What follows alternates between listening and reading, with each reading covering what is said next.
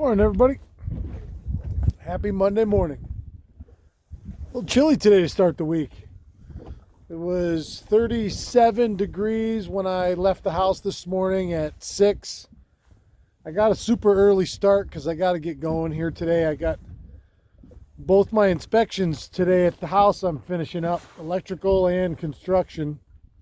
So this is a quick one. I've been fishing. It's now 7:30. I've been fishing for a little over an hour. I spent about a half an hour looking in the dark. I only had time to look at 2 spots. Well, 3. This is my 3rd spot. This is a secret undisclosed location that no one knows about, including the fish. I was up here on the flat. I was throwing the A-rig until I catastrophically messed it up. So I'll have to do some work on that reel this afternoon. My thumb slips sometimes when you come through on the forward stroke, and there's so much weight to that thing. I shouldn't say weight. It's just a lot to throw. And if my thumb slips even the slightest, my spool just goes like this. So I'm still getting used to it. This morning was like the 4th time I've thrown it, and I'm still getting used to it. And I'm still waiting for the killer, beat down bite. But it's coming. Everything's been slow these last 4 or 5 days for the most part. I did get a walleye and a perch this morning. The walleye was short. The perch was long. Air temp, like I said, was 37 when I left the dock. Surface temp right now, I'm out in the main lake, is 60 on the top. So it's these cold nights, like I say, it won't take long to get it right down. Matter of fact, by this time next week, I would think across the board, across the lake, we should be, unless we get a serious warm up, which doesn't show in the forecast, we should be down in the high 50s across the lake, I would think, this week. Oh, look at that. Giant. That's 2 perch today. Wiggy. I like to show the comparisons. I don't know what he thought he was going to do when he got that thing down in his throat. I don't know how he expected to survive that, honestly. I think the more and more I'm out here doing this, I think the more I think a lot of times the stuff we do with these fish, it's involuntary. They grab it because they just can't help it. Like whatever it does, the vibration, the movement, the snap, depending on what lure you're fishing, I just think it's a reaction that they can't help. Because like these little guys especially, I caught about a 5-inch walleye this morning on a 3.5-inch long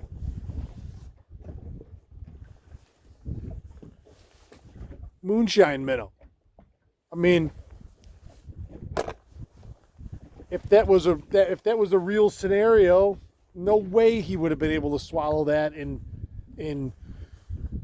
absorb it. I don't think. So it's funny. I just think that we fritz these fish out and they're like, bah! That could be the only explanation for it, because I got to think that is counterintuitive. Even though they see that big meal, I can't imagine that they always look at it as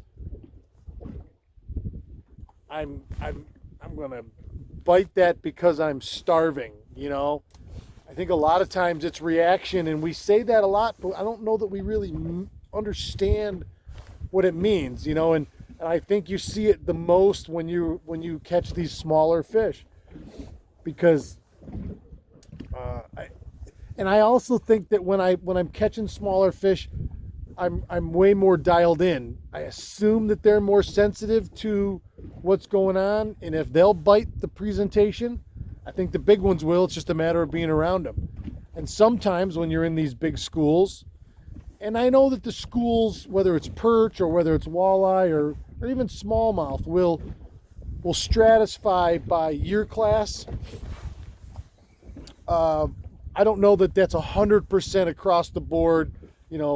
There's only this year class, which might be 15 to 18 inches in it. I just think a lot of times those little ones just come in and are more susceptible to it than the bigger ones, or they just get in there quicker. I don't know. I was thinking about that this morning, and that's the second or third small fish I've caught this morning, so it makes me wonder why. And then so when I start to wonder why, then I start to come up with what I think are the most reasonable solutions or answers to that question of why. Why do they do it that way? Why does it work that way? The never-ending. Tony said it. Tony Buffa said it the other morning when we were out with him on Thursday, and he was jigging along, and we're all fishing, and he's fishing with us because he's not guiding us on a day like that, and he's sitting there, and there's another giant, and he's sitting there, and he says to me, you can see the big smile on his face. He says, why is that? Why does this never get old to me? And my first thought was, I think it's because it's the never-ending puzzle. It's the never-ending puzzle that every day, and if you like puzzles, not everybody does. If you like puzzles and figuring out those things, and putting those pieces together, and then once they're together collectively, then you have that greater whole. And so, as fishermen, I think that we all love puzzles, sometimes torturous puzzles that you can work a long time at before you crack the code. Think of going to a new body of water or a new river or a new species of fish that you've never chased before. That puzzle is hard to begin with. Usually, that puzzle's pretty hard, and you can do a lot of research that helps you put that puzzle together once you're there. But once you're in the moment, you still got to do it. Talk to any tournament angler that has a great practice, and they think, okay, I'm going out and I'm going to do the same thing, only to have that pattern or puzzle come apart, or there's a piece missing, or they forgot a key element. And the reverse is that is talk to a tournament guy that hasn't had a great tournament but knows what's where, and then all of a sudden everything comes together for him on that magical day or 2 or 3 run, day run, and they'll say to you afterwards, the puzzle came together. So I think to answer Tony's question that the best way I can, I think it's because we love the challenge of the puzzle. I never know quite what I'm going to do every morning when I'm on my way out. About the time I hit the 81 bridge, I think, all right, what are we doing today? Where are we going? What's happening? And I don't always have those answers. I come out, I look at conditions, I think through history in my head. I'm like, okay, well, what do I want to fish? What do I want to fish for? How does it? All those things play.